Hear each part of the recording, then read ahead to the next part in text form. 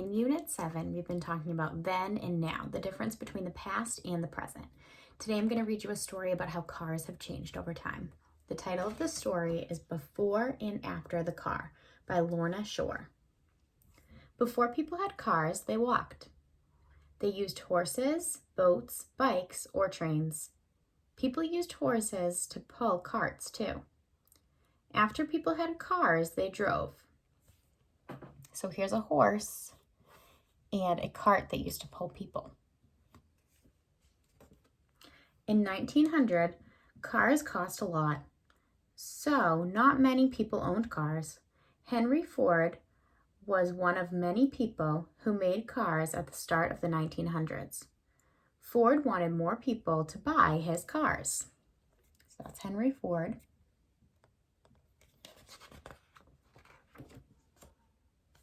This is the Model T. Ford had an idea.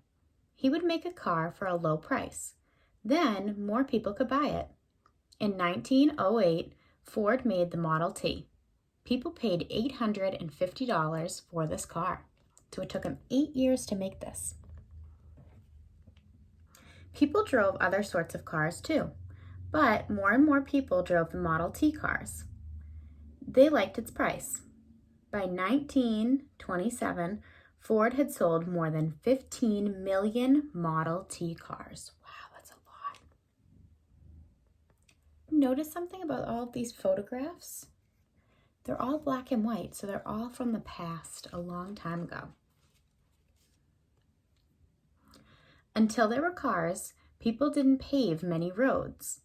But if a road wasn't paved, it turned into mud in rainstorms. This was bad for cars. So a road that's not paved and it turns into mud once it rains. And the cars, what does it look like? The car gets stuck. Uh-oh. But here's a paved road. Cars needed better roads, so people started paving more roads. Paved roads did not turn into mud in the storms. So not only were they improving cars, they were also improving the roads. The car changed where people could live. Before cars, people who worked in a city had to live in that city. Now, they could drive to work. Groups of homes sprang up around the city. As time passed, more people drove cars. The chart shows the number of cars in the U.S. has changed from the 1900s to the 2000s.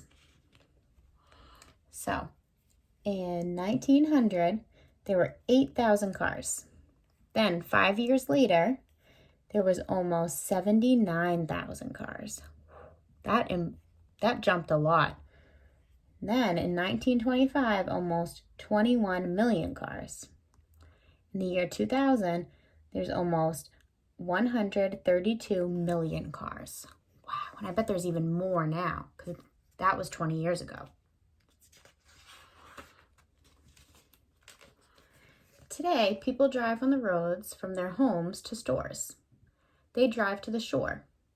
Many cars fill the road.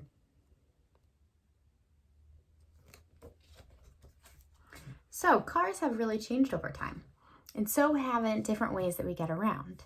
So before cars were invented, people used bikes, horses, boats, or trains to get around. I want to know, since we're doing opinion writing this week, which one of those is your favorite way to travel? If you had so much money and you could buy one of those right now, which one would you buy? And why? Is it a fast way to travel? Do you just like it better? Let me know.